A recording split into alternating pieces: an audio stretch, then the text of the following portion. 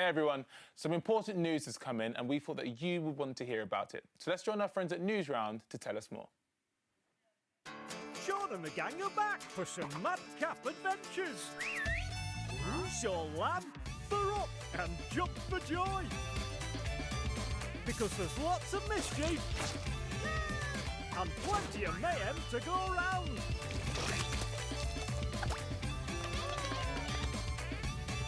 Don't miss all this fun with Sean the Sheep.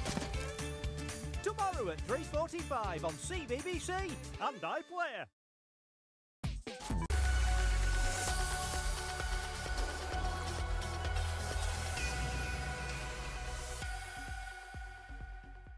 Good afternoon. This is Newsround. We have some sad news to bring you today. Queen Elizabeth II has died at the age of 96. She passed away at Balmoral Castle in Aberdeenshire. She was the UK's longest-serving monarch. She spent longer on the throne than any other king or queen. She became queen in 1952. Her death marks the end of an era for our country. Ricky looks back now at her life and reign.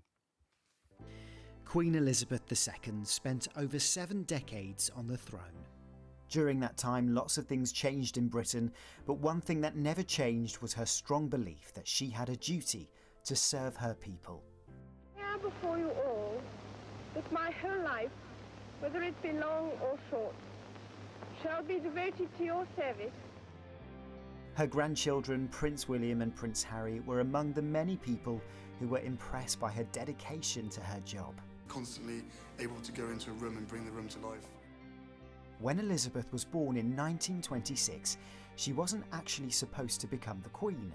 Her uncle, Edward, was king, and the rules meant that if he had children, they would one day succeed him. However, when Elizabeth was just 10 years old, her life changed forever. Edward gave up the throne, and her father, King George VI, took over, meaning she would be Queen when he died.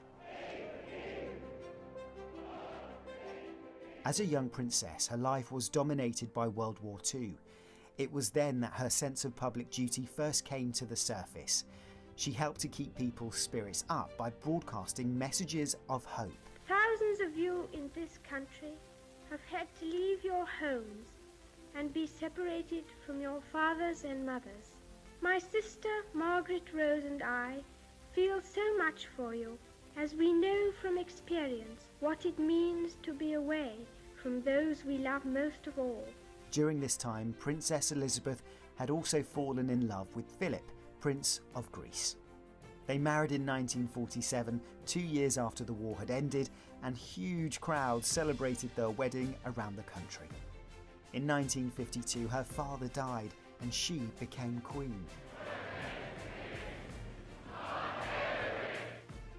Being the Queen involved lots of responsibilities. She wasn't just the Queen of Great Britain, she was also head of a group of 54 countries, including Australia, India, Jamaica and Canada. This group of countries is called the Commonwealth, and visiting them was a big part of her role. Another part of her job was to offer guidance to politicians here in the UK. She met with the Prime Minister every week to be consulted on the biggest issues of the time.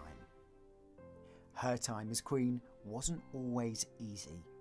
One of the most difficult periods in her reign came in 1997 after the death of Princess Diana, who had been married to her son Prince Charles and was the mother of Princes William and Harry. Princess Diana had been very popular, and when she died there was an outpouring of sadness. Thousands of people left flowers and cards at the gates of Buckingham Palace in London. At the time, the Queen was in Scotland with Prince William and Harry.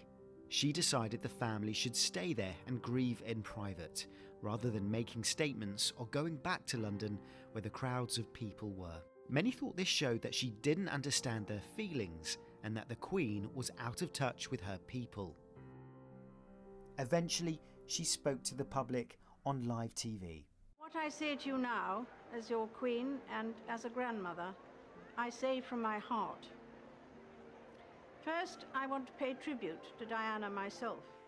It had been one of the few times in Queen Elizabeth's reign that large numbers of the public had been against her, and the experience left her shaken.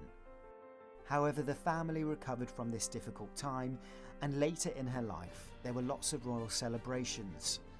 One of the biggest was the wedding of Prince William to Kate Middleton, now called the Duke and Duchess of Cambridge. Around 1 million people gathered on the streets of London, and some even camped out for days to see the royal couple. A year later, there were more celebrations, this time because the Queen had reached an important milestone, her Diamond Jubilee. That meant she had spent an incredible 60 years on the throne. The Jubilee came in the same year as the 2012 London Olympic and Paralympic Games. A few years later, the Queen celebrated her 90th birthday with lots of events, including a service at St Paul's Cathedral and a giant street party with 10,000 guests. The monarch continued with her public duties and royal visits well into her 90s. The Queen encouraged the nation to keep going when the 2020 coronavirus pandemic hit the world. While we have faced challenges before, this one is different. This time we join with all nations across the globe in a common endeavour. We should take comfort that while we may have more still to endure, better days will return. We will be with our friends again. We will be with our families again. We will meet again. Supporting her through her time as Queen was the Queen's husband, Prince Philip, the Duke of Edinburgh. In April 2021, at the age of 99, Prince Philip died peacefully at home.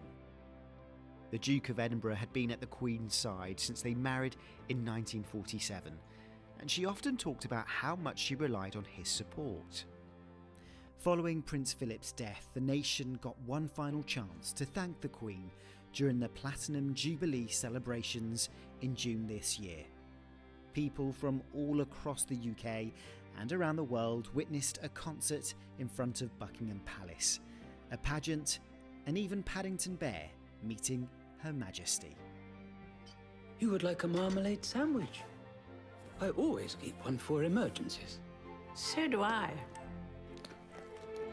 I keep mine in here.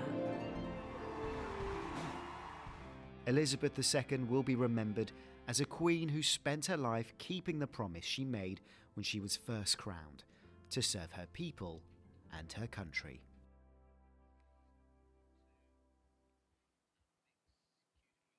Queen Elizabeth II, who died today.